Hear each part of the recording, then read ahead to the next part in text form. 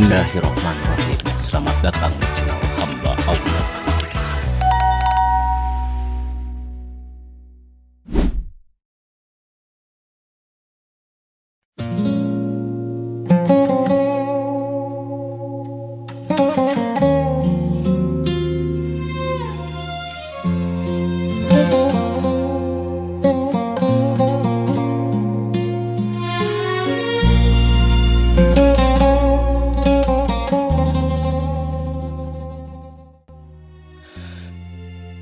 Bismillahirrahmanirrahim.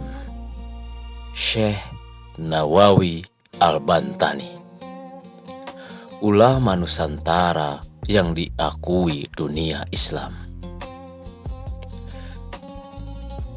Referensi utama jaringan ulama Timur Tengah dan Kepulauan Nusantara, Profesor Dr. Andes Azumardi Ajra. Kitab Tarajum Ulama Harimain abad ke-19. Catatan ulama Hijaz dalam biografi Syekh Nawawi. Karya-karya Syekh Nawawi Al-Bantani sendiri. Bismillahirrahmanirrahim. Saudara-saudaraku pendengar setia channel Hamba Allah.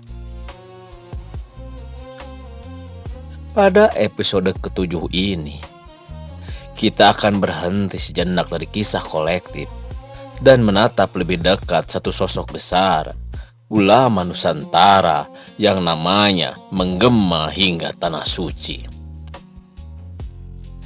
Beliau adalah Syekh Nawawi Al-Bantani. Syekh Nawawi lahir di Tanara, Banten pada tahun 1813 Masehi. Sejak usia muda, beliau telah menunjukkan kecintaan yang mendalam terhadap ilmu agama. Dari tanah kelahirannya, beliau menempuh perjalanan panjang menuju Makkah.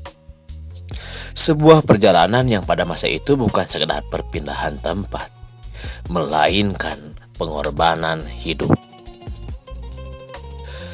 Di Makkah, Syekh Nawawi belajar kepada para ulama besar Harimain. Beliau mendalami tafsir, fikih mazhab Syafi'i, hadis, dan tasawuf.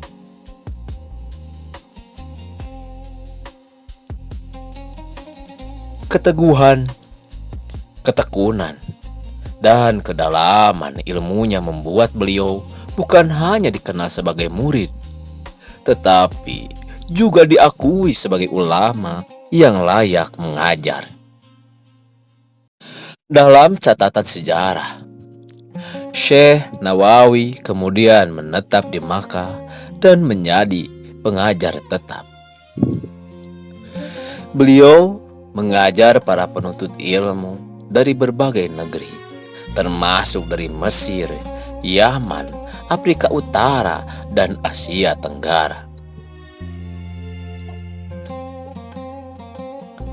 Dalam kitab-kitab biografi ulama Hijaz, Syekh Nawawi disebut dengan gelar yang sangat tinggi, yaitu Alamat Al-Hijaz min Al-Jawiyin, ulama besar Hijaz dari kalangan Jawi.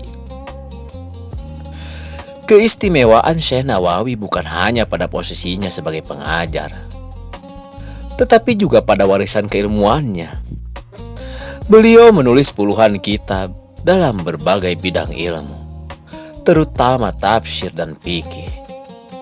Kitab-kitabnya ditulis dengan bahasa yang jelas, sistematis, dan mudah dipahami, sehingga cepat tersebar dan dipelajari luas. Hingga hari ini, karya-karya Syekh Nawawi masih diajarkan di pesantren-pesantren Nusantara dan sebagian dipelajari di lembaga-lembaga keilmuan Islam di luar negeri. Ini menunjukkan bahwa keilmuan beliau melampaui batas wilayah dan zaman. Menurut Profesor Dr. Anas Azumardi Azra, Syekh Nawawi Al-Bantani merupakan salah satu pilar utama jaringan ulama Nusantara di Timur Tengah.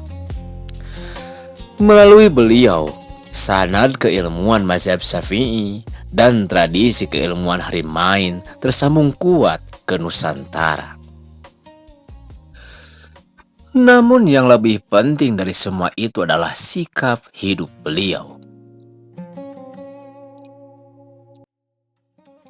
Syekh Nawawi dikenal sebagai ulama yang zuhud, rendah hati, dan menjauh dari kekuasaan. Beliau memilih jalan ilmu dan pengabdian, bukan popularitas atau kedudukan duniawi. Dari Syekh Nawawi, kita belajar bahwa kekuatan Islam Nusantara tidak lahir dari kekerasan, melainkan dari ilmu, adab, dan kesabaran. Islam diajarkan dengan hikmah, diwariskan dengan sanad, dan dijaga dengan akhlak. Saudara-saudaraku, mengenang Syekh Nawawi Al-Bantani bukan untuk mengagungkan masa lalu, tetapi untuk mengingat bahwa agama ini sampai kepada kita melalui pengorbanan para ulama yang memilih sunyi demi keberlangsungan ilmu. Saya Apap Akon bersama channel Hamba Allah akan melanjutkan kisah ini pada episode berikutnya tentang murid-murid besar dan pengaruh Syekh Nawawi bagi Nusantara. Wassalamualaikum warahmatullahi wabarakatuh.